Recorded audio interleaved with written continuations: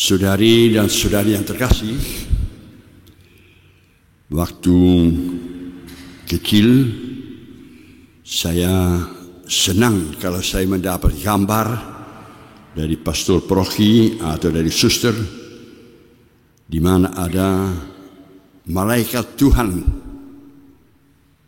Malaikat Tuhan itu yang seringkali melindungi, yang ada pada saat saya bahaya, pada saat saya salah, pada saatnya saya bingung.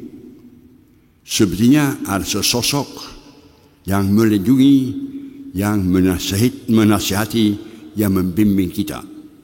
Namanya malaikat pelindung. Pribadinya selalu digambarkan serba putih, gaunnya putih. Dia bersayap. Artinya digambarkan sebagai tukang pos. Artinya terbang antara Allah dan manusia, menyampaikan kepada kita manusia apa kiranya yang menjadi kehendak, menjadi rencana bimbingan dari Tuhan, supaya kita aman, supaya kita menjadi anak kesayangan dari Tuhan. Tugas malaikat pelindung. Tapi aneh, pada gambar itu juga seringkali digambarkan semacam tuyul, kecil, lincah, hitam. Katanya itu setan. Setan itu yang tersembunyi di belakang kaki kita, yang selalu menari-nari, mengganggu kalau kita mau berdoa, yang selalu merencanakan supaya kita menempuh jalan yang salah.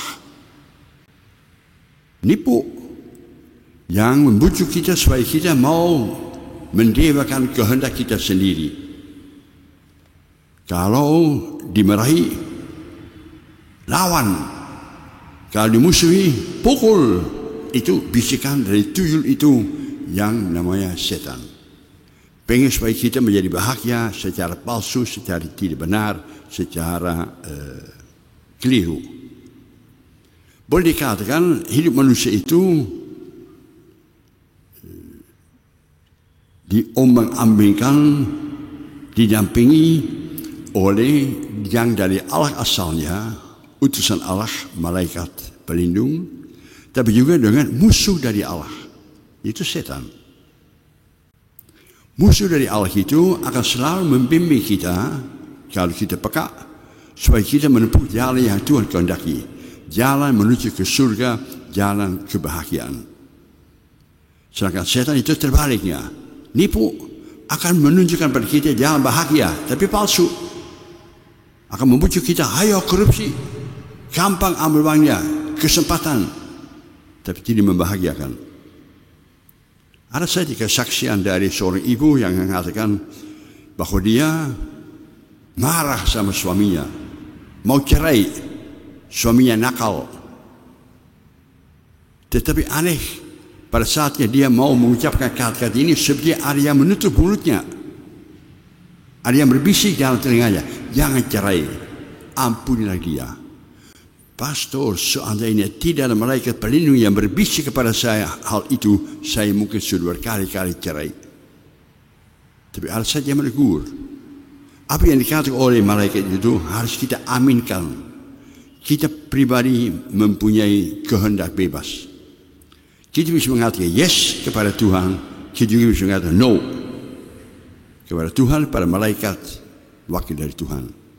Tergantung suara hati kita. Tergantung kerinduan kita akan rencana Tuhan. Manusia makhluk bebas. Cinta kita harus sempurna.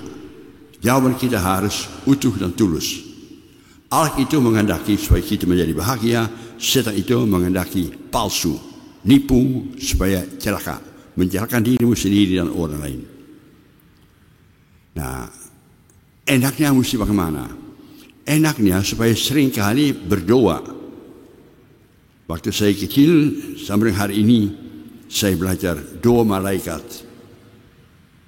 Malaikat Tuhan yang dipercayakan kepada saya, lindungilah, bimbinglah saya sepanjang hari ini.